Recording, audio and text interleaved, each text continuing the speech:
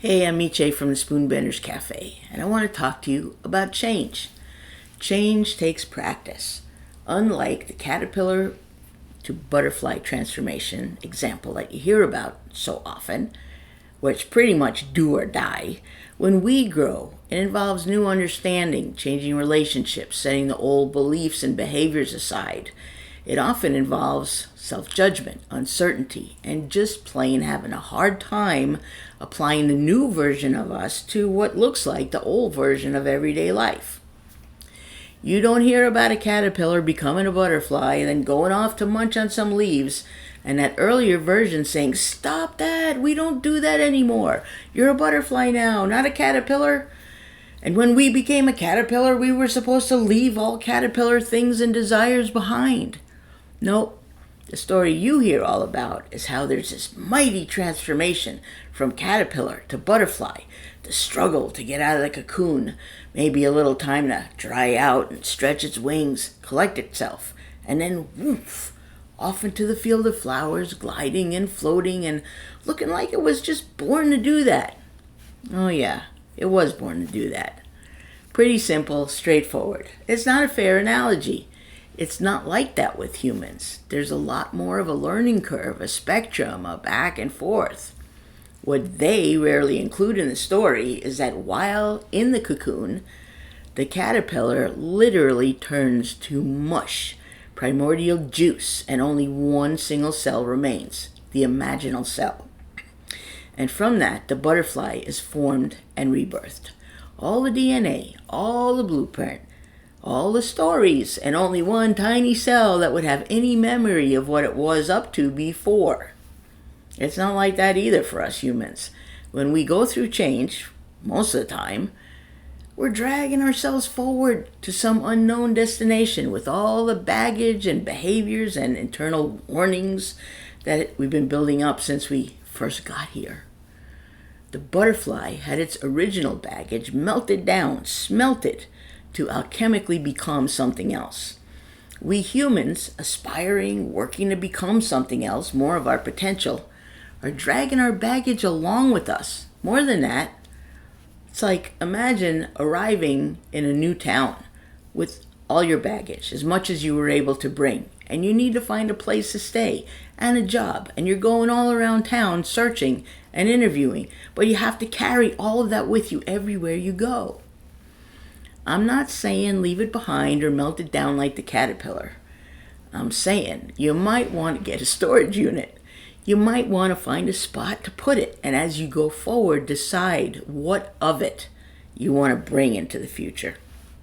I want to say, stop dragging your past into your future. It's a bit of a wake-up call. A friend and teacher said, if you want to change, there has to be change. Duh, right?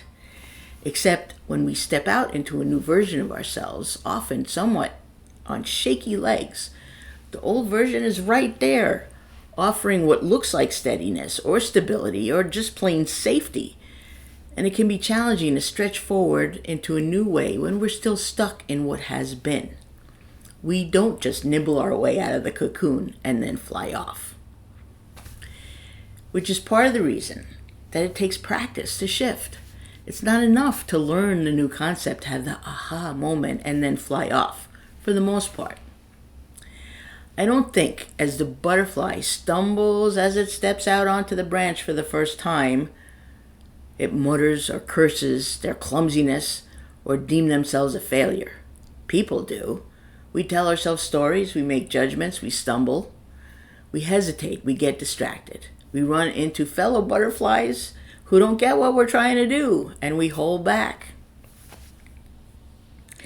That caterpillar doesn't have, I'm guessing, other caterpillars saying, "Don't go in there. No caterpillar ever comes out." That fresh butterfly probably doesn't have any others on the branch going, "This, and only this, is how we do it."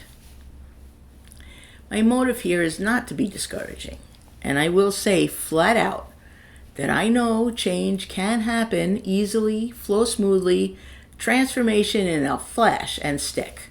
I've seen it, I facilitated it and I've lived it.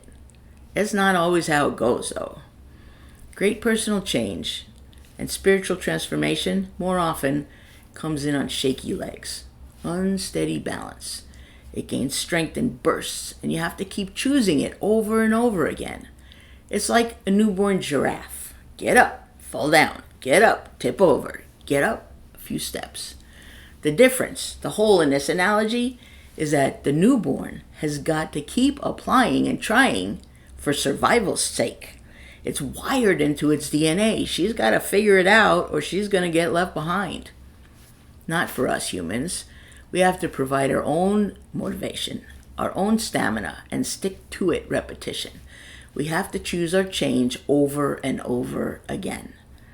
And sometimes, often, our certainties and doubts and predispositions and life gets in the way and holds us back or pulls us back or takes our attention or worse, leads us to conclude that we just can't. That path can feel rocky, with faltering progress and backsliding and often a sense of failure. I've seen it, I've lived it, and facilitated myself and others out of that too. Sometimes we're cruising along, feeling great, feeling confident, and then something goes sideways, and we might call the whole thing a failure or feel like we'll never get it. The point I've been leaning in here toward is that it's usually not enough to just learn something or have a moment. It usually takes more than that to really embody that change in your life. Change also changes. The change you were making last month or even a day ago has morphed into a new present moment. It's either a fresh present moment because you're responding with new eyes and wisdom, or it's the old past tense version of a present moment being met with old information and a previous version of yourself. Change is alive. It keeps changing. It requires applying it, practicing, assessing, shifting, choosing to really step into a new version of you and make it a fit. That's part of the journey of being human, as far as I can tell. You can't just nibble your way out of a cocoon into the new version of you 2.0. It's a different kind of struggle. So I want to give you a few ways that you can support yourself on your journey of change, whatever that is. So first of all, look for what's different and new in your thoughts, your responses, your emotions, instead of looking for what is still the same. Write about your wins, your moments of insight. It could be just quick notes still. Over time, they'll help you have a perspective and see how far you've come. You'll have a map of your change. Have a buddy to help you see your change and reflect back and remind you who you're becoming. Maybe reflect back why you started this change in the first place. See yourself through the eyes of love and treat yourself with the kindness and patience and compassion that you would offer a dear friend or relative. And laugh. Laugh with yourself instead of at yourself. And I want to leave you with one more thought. I believe in change and in growth. I think change is an inevitable and pretty central part of life. I think we're here to expand and explore. Not because we're broken or wrong or missing something or not enough. So what I want to leave you with is this knowing, in whatever ways you're being and living true to yourself, you already are a gift to all that is. Thanks for listening. I'm Miche Meisner. I'm a healer, mentor, coach, and agent of change. I'm a self-proclaimed inspirational humorist, so I'm hoping you're feeling inspired and that I made you laugh at least once. If you'd like to have me speak to your group or organization, or if you would like some personal help with your own change, creating, sustaining, maintaining, I'd be happy to chat with you about the possibilities. I'll put it in the comment how we can set up a 15-minute time to chat and get to know each other and see what's possible. Hope you're having a great day, and thanks for listening.